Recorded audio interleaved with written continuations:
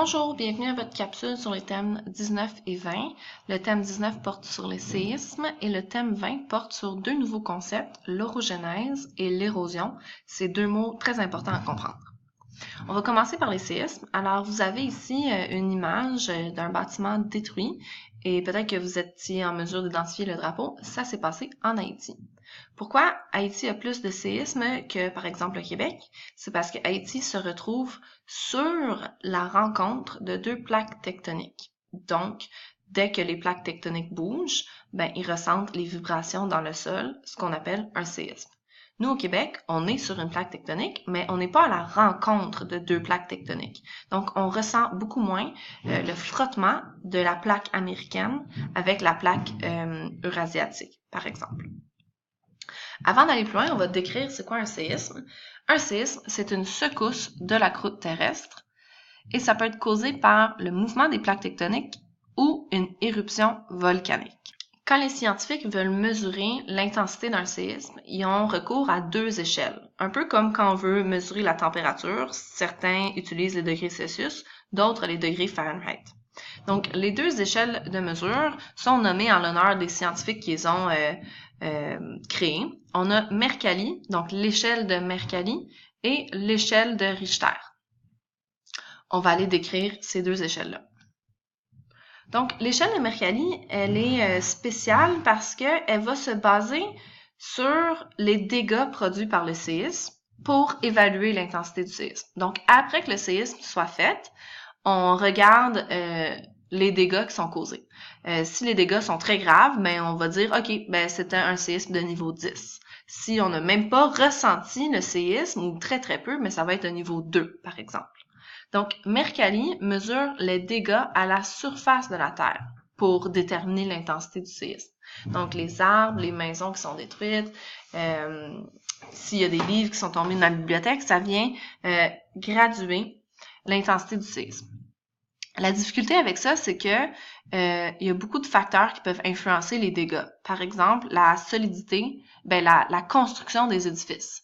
Haïti puis Tokyo, le Japon, ils n'ont pas les mêmes ressources. Hein. Le Japon, c'est assez riche comme pays, tandis que Haïti, malheureusement, c'est assez pauvre comme pays. Alors, le Japon va avoir beaucoup plus de ressources pour construire des édifices qui résistent au tremblement de terre, alors que Haïti, va mettre son argent dans autre chose. Alors, pour une même intensité de séisme, il va y avoir beaucoup plus de dégâts en Haïti qu'au Japon. Mais le séisme était pareil. Alors, c'est une des limites de l'échelle de Mercalli. L'avantage, cependant, c'est qu'on n'a pas besoin de machine. C'est simplement en observant avec nos yeux qu'on peut déterminer ça. L'échelle de Richter, elle, est pas mal plus scientifique parce qu'elle mesure quelque chose qui va pas changer selon l'endroit. Je m'explique, là, ça va mesurer l'intensité des vibrations dans le sol. Le mot précis qu'on va mettre, là, c'est la magnitude. La magnitude, qui veut dire un peu l'intensité des vibrations dans le sol. Et pour faire ça, on utilise une machine qui s'appelle le sismographe. On en a une image ici. Donc, dans le fond, on a un support avec une tige et un poids qui est ici, et avec une petite aiguille qui va tracer des lignes sur un papier qui déroule. Okay? Puis le sismographe est toujours en action parce qu'une fois que le séisme est passé, tu peux pas enregistrer quelque chose qui est déjà passé. Donc, il faut toujours qu'il enregistre pour, quand le séisme se produit, le noter. Alors, ce qui va se passer, c'est que quand le sol vibre, ça va faire bouger mon poids. Puis plus le sol vibre, plus le poids va bouger. Donc, plus le sol vibre, plus les lignes tracées sur le papier vont être intenses. Quand le sol vibre très très peu ou pas, la ligne est droite ou juste un peu ondulée. Comme ça. De même. Puis quand c'est un gros séisme, ça serait comme ça. C'est ça. Donc, avec le sismographe, on peut avoir une mesure très précise de la magnitude du séisme. Ici, on a deux échelles. La première, ici, c'est l'échelle de Richter. Donc, on regarde la magnitude qu'on a mesurée avec le sismographe. Une magnitude de 2 à 2,9, c'est généralement non ressenti, mais enregistré par le sismographe. Un séisme fort de 6 à 6,9 peut être destructeur dans des zones allant jusqu'à 180 km de la ronde si elles sont peuplées. Nous, au Québec, étant donné qu'on est au milieu à peu près d'une plaque tectonique, on n'en ressent pas très souvent.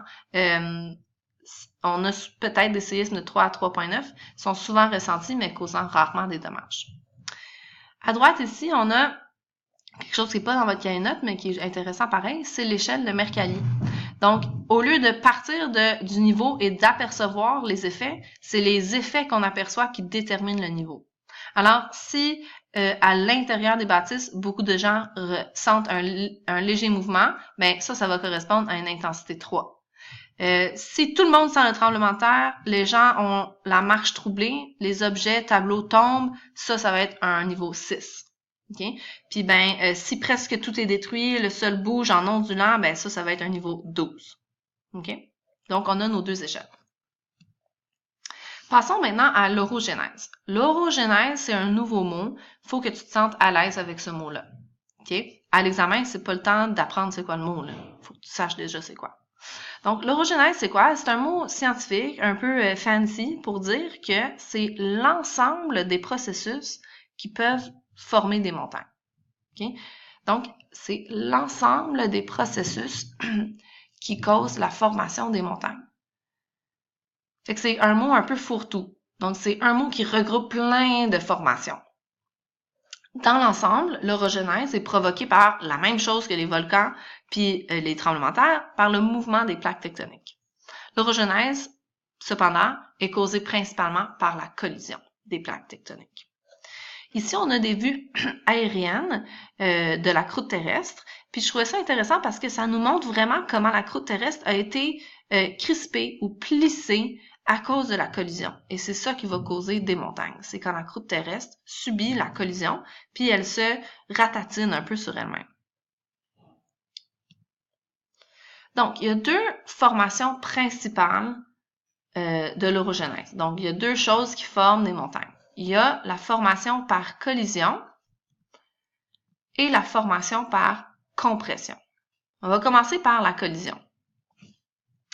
La collision se divise en deux sortes de collisions. Puis cette partie-là de l'explication est vraiment importante. On a déjà vu dans les volcans qu'on peut avoir une collision entre une plaque océanique et continentale. Donc, entre une plaque océanique et continentale. Alors, cette sorte-là de collision va provoquer des montagnes, mais aussi, on a déjà vu, la subduction. Donc, la plaque océanique va retourner dans le manteau et cette subduction-là va provoquer la formation des volcans. Donc, j'aimerais ça que tu te rajoutes ici une petite flèche, présence de subduction, donc de volcans.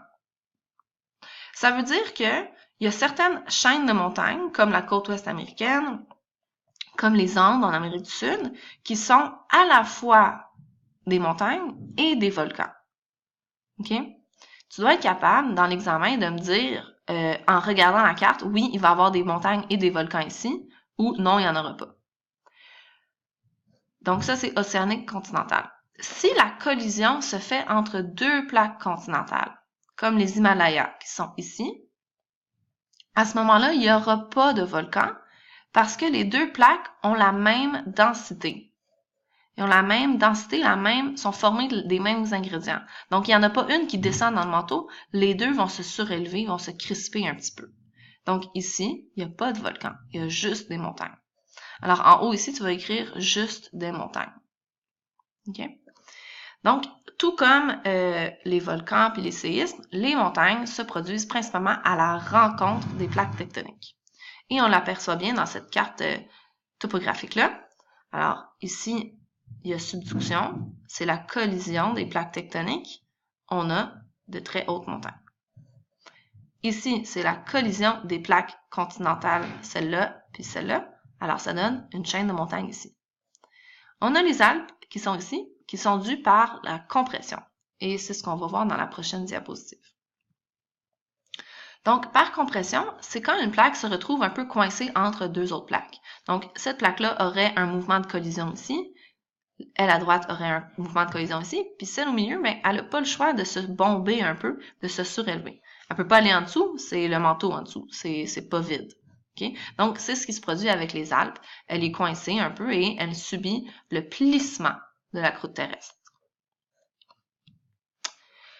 On va finir avec l'érosion. Donc, l'érosion, c'est notre deuxième mot un peu nouveau dans cette capsule. L'érosion, c'est un peu le contraire de l'orogénèse. c'est toutes les façons que le relief, qu'une montagne va se faire détruire. Donc, certains phénomènes naturels détruisent les montagnes. On parle d'érosion. C'est ça l'érosion. Donc, comment est-ce qu'une montagne peut être détruite? Bien, premièrement, c'est très, très lent. L'orogenèse et l'érosion se passent sur des centaines de milliers d'années. Mais à la longue, le vent, l'eau et les humains peuvent avoir un effet destructeur sur les montagnes, sur les autres reliefs aussi. Dans l'eau, j'en ai mis deux. Il y a le gel et le dégel et les glaciers. Ça correspond à vos deux codes QR ici. On va les regarder ensemble à l'instant.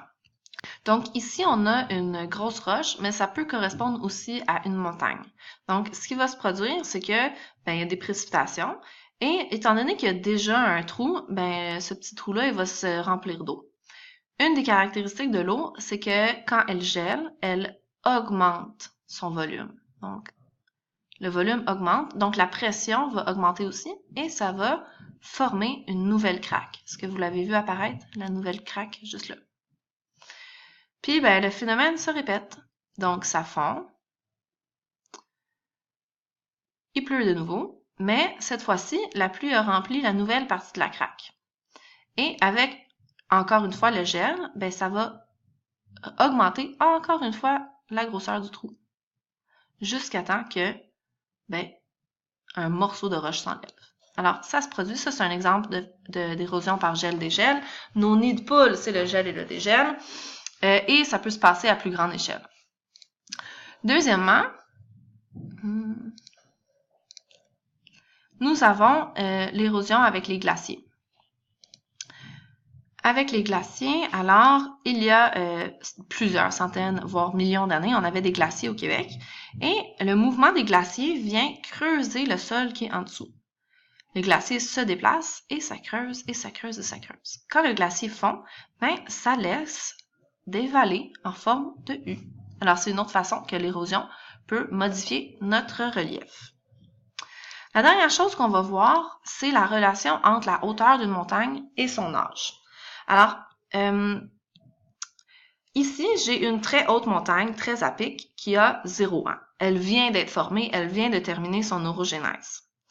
100 000 ans plus tard, à cause de l'érosion, elle a cette forme-là, parce que l'eau, le vent, le gel, le dégel, la neige, tout ça, là, lui a enlevé une petite couche de roche au fur et à mesure. Un autre 100 000 ans plus tard, l'érosion a continué de faire son effet. Il y a des glaciers qui sont passés par-dessus, ça l'a complètement rasée, et elle est de plus en plus petite. Alors, de ces trois-là, la plus jeune, c'est elle, c'est aussi la plus haute. Donc, plus une montagne est haute, plus elle est jeune. Voilà. Alors, n'hésite pas à réécouter certaines parties de la vidéo. Je suis allée très vite. Dans ces capsules-là, je ne te donne pas le temps d'écrire, alors n'hésite pas à réécouter certaines parties. Bonne étude!